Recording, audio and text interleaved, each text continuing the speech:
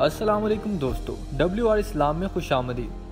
हज़रत इमाम आज़म अबू हनीफा के ज़माने में दो आलिम थे। एक का नाम ज़रा कास था और दूसरे का नाम उमर बिन ज़र था। ये चूँकि उम्र रसीदा थे, इसलिए इमाम आज़म की वालदा मोहतरमा इनसे मसला दरियाफ्त करके मुतमईन हो जाती थीं। अगर इन्हें कोई मसला पूछना होता तो वो इमाम आज़म को फरमाती कि मुझे इनके पास ले जाओ, मैं इनसे मसला पूछना चाहती हूँ। चुनाचा इमाम साहिब ऊँटनी निकालते, अपनी वालदा को ऊँटनी पर बिठाते और खुद ऊँटनी की नकेल पकड़कर पैदल चलते। जब चल रहे होते थे तो लोग देखकर हैरान होते थे कि ये कौन है जिसकी सवारी की नकेल सबसे बड़े इमाम पकड़कर जा रहे हैं। चूँकि हजरत इस वक्त उस्ताद बन चुके थे और कसीर तादाद में इनके शागिर्द भी थे, इसलिए लोग इनको देखकर रास्ते में अदब की वजह से खड़े हो जाते थे और हजरत खामोशी से चलते रहते थे। जब इन दोनों में से किसी एक के घर पहुंचते और दरवाजे पर दस्तक देते तो वो बाहर आते। इमाम साहब इनको फरमाते कि मेरी वालदा साहिबा तशरीफ लाई हैं और ये आपसे कोई मसला पूछना चाहती हैं। जब वालदा साहिबा मसला पूछती तो कई मरतबा इन दोनों को इस मसले का जवाब नहीं आता था, तो वो इमाम साहब से पूछते कि इसका जवाब क्या है। इमाम साहब आहिस्ता सी आवाज में इनको इस मसले का जवाब खुद बता देते थे और वो लोग ऊंची आवाज से इनकी वालदा को जवाब सुना देते थे। अब वालदा जब इनकी जुबान से सुनती तो मुतमईन हो जाती। सारी उम्र यही होता रहा और इमाम आजम ने अपनी वालदा को ये भी ना कहा कि वालदा, जो मसला आप इनसे पूछने के लिए जाएंगी वो इसका जवाब मुझसे ही पूछ कर बताएंगे, इसलिए मुझसे ही पूछ लिया कीजिए। दरअसल इमाम साहब ने वालदा के अदब का ख्याल रखा और इनके दिल के सुकून को मुकद्दम रखा। इनकी यही तवाज़ु थी जिसने इनको इमाम आजम बना दिया। अल्लाह ताला ने इनको इतनी इज्जत दी कि दौरे सहाबा में इनका फतवा चलता था। 120 हिजरी में हजरत मसनद अरशाद पर बैठ चुके थे और इस वक्त सहाबा कराम दुनिया में कहीं ना कहीं मौजूद थे। हज़रत इमाम अबू हनीफा का असल नाम नौमान था।